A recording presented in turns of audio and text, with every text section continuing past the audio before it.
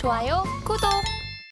맞선님, 일단 첫 번째 기사와 관련을 해서 애틀랜타 연방준비은행 총재가 지금 미국의 경제가 견조하기 때문에 연준이 금리 인하를 서두르지 않을 것이다라고 평가를 했는데요. 미국의 소비가 어제까지만 해도 지금 줄고 있다라는 뉴스를 봤는데 오늘 조금 전에 PPI는 예상치 이전치보다 좀 높게 나왔습니다. 시장은 오늘 어떻게 이를 좀 해석을 하게 될까요? 네, 지금 PPI가 이제 따끈따끈한 자료로 나왔습니다. 네. 일단 좀 PPI 자료를 먼저 좀 보고 설명을 드리겠습니다. PPI, CPI와는 반대되는 개념이죠. 공급자 측면에서 물가 지수입니다. 한마디로 원자재 값이 상승하거나 노동 인력 비용, 노동 비용, 고용 비용이 상승한다면 아니면 기타 여러 가지 생산을 하는 데 있어서 비용이 가중이 된다면 PPI 지수는 상승을 하게 되는데요. PPI는 CPI, 소비자 물가 지수 또는 PC, 개인 소비 지출에 앞서서 한마디로 공장 도매가라고 보시면 되겠죠. 그래서 PPI가 상승을 한다면 짧게는 한 달, 길게는 4개월이든 5개월이든 그게 소비자한테 전가가 됩니다. 그래서 PPI가 높게 나온다면 앞으로 CPI나 PC도 높게 나올 가능성이 있구나라고 생각을 하셔야 되는 건데요. 오늘 좀 많이 높았습니다. CPI가. 네, 그래서 CPI 지표는 이렇게 나와 있는데요. 여기 보시면 네, 이렇게 나와 있습니다. 자, CPI 지표가 이렇게 나왔다는 얘기는 결국 여기서부터 여기까지죠. 이것저것 있습니다. 여기서부터 여기까지인데 중요한 건요. 이 PPI 지표를 좀 높다라고 해서 단순히 그게 이제 큰일 났다라고 하시면 안 됩니다. 세부적인 지표가 있습니다. 다시 말씀드리면 분야라는 게 있는 거죠. 서비스 분야부터 그 제조업 분야도 여러 가지 분야가 있고 그러다 보니까 그걸 좀 디테일하게 보셔야 되는 거고 우리는 말 그대로 헤드라인만 보고 있는 겁니다. 결과치만 보고 있는 거고 그래서 높았다. 여기 보시면 높죠. 높았다라는 부분만 볼 수가 있는 겁니다. 그러면 이 PPI를 가지고 또 어떻게 우리가 유출해 볼 수 있느냐? 그렇게 또 반문하실 수가 있어요. 그렇게 본다면 한마디로 얘기해서 앞으로 모든 경제 지표는 좀 높게 나올 가능성이 크다. 그렇게 보셔야 되는 거고 앵커님께서 말씀하신 대로 이민자 관련된 건 노동이죠. 네. 이민자가 이제 좀 많아진다 그러면 노동 고용 비용이 하락을 하기 때문에 CPI에도 그러니까 경제적인 전반에 있어서 고용 비용이 다운이 될 수 있는 여건이 있습니다. 하지만 국민들은 반발이 있겠죠. 내 일자리를 뺏기는 거기 때문에 그게 그래서 정치적인 문제하고 연관이 되어 있습니다. 그래서 우리 시청자분들께서는 이민자 관련된 것들은 이제 미국 정치하고 엄청나게 엮여 있거든요. 그래서 그 부분은 좀 민감하게 받아들이지 마시고 그런 얘기도 있구나 하시면 되는 거고 그럼 CPI나 PPI CPI가 높고 낮음에 따라서 주가가 들락날락 하는데 그 부분도 역시 그게 지금 강한 상승세에 있다 보니까 그 상승세의 베이스에는 금리 인하라는 뭐랄까 기대치가 깔려 있는 거거든요. 근데 이제 연준 위원들이 이게 참 재밌습니다. 증시가 급락을 하면 달래입니다. 증시가 강하면 뭐라고 좀 쓴소리를 합니다. 지금 7월에나 어쩌고저쩌고 말을 하는데 글쎄요. 과연 그때까지 버틸 수 있을까 모르겠습니다. 미국은 GDP가 한 70%가 서비스와 관련된 업종에 이제 분포가 되어 있는데 한마디로 서비스 관련된 업종들의 매출이 급감하지 않으면 GDP는 떨어지지 않습니다. 하지만 우리가 모두 서비스업에만 종사하는 건 아니잖아요. 그렇다 보니까 제조업도 상당히 중요한 부분입니다. 그래서 바이든도 그렇고 예전에 현재 바이든 대통령, 예전에 트럼프 대통령 그렇고 외국에 나가 있는 공장을 미국 자국 내로 리쇼어링 다시 불러들이려고 노력을 많이 했습니다. 제조업이 기반이 돼야 서비스도 쓸 돈이 있는 거 아니겠습니까? 그래서 좀 중요한 건 CPI든 PPI든 금리 인하에 대한 기대치가 줄지만 않는다면 당분간 나스닥이나 S&P는 사상 최고치까지는 몰라도 좀 고점에서 유지할 가능성이 크지 않나. 그리고 이민자 문제는 정치적인 문제가 엮여 있으니까 여러분들께서 너무 심각하게 고민하지 마십시오. 답이 안 나옵니다. 국가에서도 풀지 못하는 그런 숙제를 우리 시청자분들이 또 제가 고민한다고 풀리는 건 아니고 우리는 데이 트레이더고 수익 매매를 하시는 분들 단 몇 시간이든 며칠이든 하시는 분들께서는 요즘 나오는 경제 지표에 좀 민감하게 반응을 하셔야 됩니다. 안 그러면 100포인트, 400틱을 가든 200포인트, 800틱을 가든 다시 되돌아올 수 있거든요. 그러니까 조심하셔야 되고 지금은 상방이 유리해 보이지만 여러분께서 CPI 발표 보셔서 아시죠? 1000틱을 넘게 밑으로 뺐습니다. 200포인트를 넘게 밑으로 뺐기 때문에 어중간하게 들고 있다가는 그냥 닥쳤던 개가 될 수 있거든요. 나 천팅 먹고 있는데 갑자기 자고 일어나니까 본전이 돼 있는 상황이 벌어질 수도 있으니까 좀 가능하면 짧게 몇 날 며칠 롱텀으로 가져가지 마시고 지표에 좀 수능을 하시면서 대응하셨으면 좋겠습니다. 일단 앵커님께서 말씀하신 부분은 이렇게 해서 설명을 할 수 있겠네요. 네, 일단 가져왔던 뉴스와 관련해서 이슈 먼저 풀이를 해봤습니다.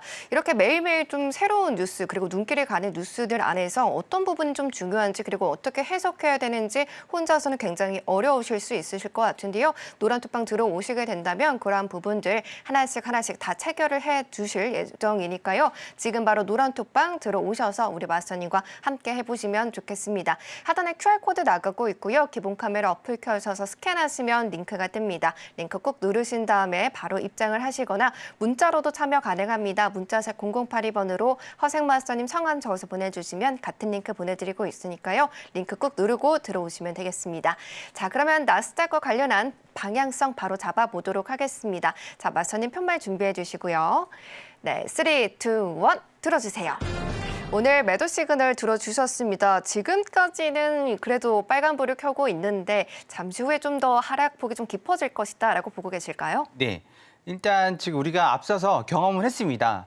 뭘 경험을 했냐면 CPI 때 우리 예상치를 벗어나는 결과가 나오니까 급락에 폭락을 했었잖아요. 물론 하루 이틀 만에 다 거의 다 회복을 하고는 있습니다만 네. 오늘도 그게 좀 답습되지 않을까 합니다. 지금 PPI 발표가 나오고 나서 18,000선에 있던 게 19,000 초반대까지 떨어졌거든요. 그러면 이제 미장이 개장이 돼봐야 알겠지만 결국은 미장 개장되고 나서 큰 이변이 없다면 강한 상승보다는 완만한 뭐 보합세나 약보합세 아니면 하락세가 좀 이어지지 않을까 그렇게 보고 있습니다. 차트를 보면서 좀 설명을 드리겠습니다. 자, 지금 보시는 차트는 나스닥 차트고 일봉은 이렇게 되어 있습니다. 일봉상에 현재 21일평이죠. 21일평선의 지지를 받고 계속해서 올라가고 있습니다. 그래서 오늘 떨어진다면 이 자리죠. 이 자리가 오늘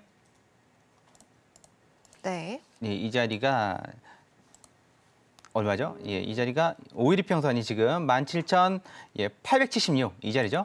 876 그리고 848 이 자리까지 한번 내려올 수가 있습니다.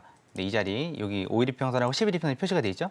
이 자리까지 내려올 수 있고 지금은 920에서 반등이 나왔지만 한마디로 880, 850 정도까지는 감안하셔야 된다는 얘기고 네. 여차하면 만약에 지금 12시에 미시간대 기대 인플레이션이 있죠. 그것까지도 우리를 좀 좌절시킨다면 여기까지도 한번 내려갈 수가 있습니다. 21일평선 700 정도가 되겠네요. 700선까지 이 자리까지 내려올 수가 있습니다. 그럼 좀 디테일하게 보도록 하겠습니다. 네. 자, 이렇게 보면 지지 저항대를 표시해 놓은 겁니다. 많아 보시면 많지는 않습니다. 쭉 보시면 지금 800선까지 그건 아닌데요. 이 선들은 뭐 단순히 가로 지지 저항선도 있지만 우리 노란 톡방에 계신 분들한테 설명을 드렸습니다. 후행스팬 일목균형표상에 후행스팬을 이렇게 쫙 그어서 지지 저항선을 찾을 수 있다고도 말씀을 드렸었습니다. 이 내용을 지금 방송 시간상 다 말씀드리기가 힘드니까 궁금하신 분들은 하단에 있는 노란 톡방 들어오시면 설명드리도록 하겠습니다. 뭐 원하시면 월요일 날 공개 방송 때 말씀을 드리도록 하고요. 지금은 이 자리에서 이제 반등이 나왔습니다. 자, 이제 다시 내려온다면 지금 앞구름이 이렇게 음운이죠. 음운입니다. 그렇다 그러면 항상 보실 때 네 자리, 이 자리 구름하고 앞자리 구름 이렇게 두 가지를 보시라고 말씀드렸습니다. 일목균형표는 더 내려온다면 그 다음 지지선은 이 자리가 될 겁니다. 870, 880 그리고 그 다음 지지선은 850. 이렇게 보시면 됩니다. 그래서 올라온다면 네. 18,000선 부근 이 자리죠.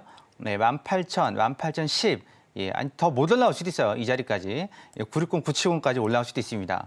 이 정도 한마디로 970 위에서는 좀 매도로 좀 대응을 해 보시는 게 어떨까 하고 이제 밑으로 내려온다 그러면 쭉쭉 본다면 아까 보셨죠? 이 자리 800 초반 800 초반 이 자리까지죠. 이 자리까지 내려올 수 있으니까 800 초반에서는 매수로 좀 대응을 해보시면 어떨까. 오늘은 막 미친 듯이 올라가지도 않을 거고 그 CPI 때 이미 답습을 했었죠. 네.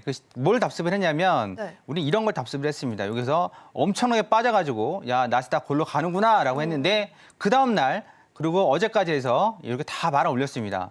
우리는 이걸 학습이라고 그러죠. 학습을 했습니다. 결국은 나스닥은 아직 강한 채로 강한 상승세를 유지하고 있으니까 떨어지더라도 다시 올라올 거야. 이게 학습이 된 거죠. 이러다가 금리 인하가 맞긴 했지만 아직까지는 그게 유효합니다. 왜냐하면 금리 인하라는 아주 달콤한 이 네. 유혹이 있거든요. 그게 5월이 됐든 3월이 됐든 7월이 됐든 일단은 하긴 한다는 거지 않습니까? 네, 중요한 건 한다는 겁니다. 네, 그러면 내가 가진 지금 대출 이자, 물론 미국은 모기지가 거의 고정 금리지만 그거 말고도 많이들 빌려 쓰잖아요. 카드 이자율이 20%가 넘습니다. 네, 연체 이자율이.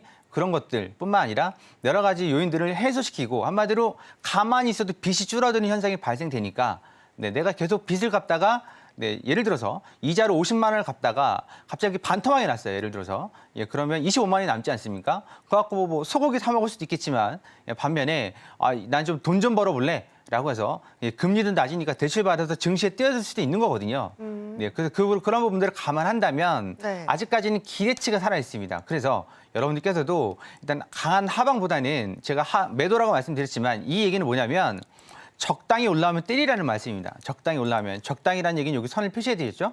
그래서 뭐 눈으로 보고 뭐 익혀 두시거나 아니면 따로 적어 두시거나 아니면 방송 간간에 보일 수 있으니까 그때마다 이렇게 체크를 해 두시면 이 지지저항선 올라갈 때마다 매도로 때리시면 적어도 20틱, 40틱, 많게는 100틱 이상도 가져가실 수가 있습니다. 아니면 지금 900틱이니까, 960틱이니까, 900틱이고 960틱이니까 더 작은 틱스로 480틱, 뭐 240틱으로 보신다면 순간적으로 단타를 할 자리는 충분히 있습니다. 그런 내용은 무료 공개 방송 오셔서 직접 확인하시면 될 것 같습니다. 그래서 나스닥은 밑으로 내려올 때 매수는 받지만 지금 현재 PPI가 그렇게 좀 많이 높게 나왔으니까 일단 이제 우려 속에서 올라오면 970 또는 18,000 위에서는 매도로 대응을 하시는 게 좋지 않나 그렇게 말씀을 드리고 싶습니다. 나스닥 이렇게 해서 마무리하겠습니다. 좋아요, 구독!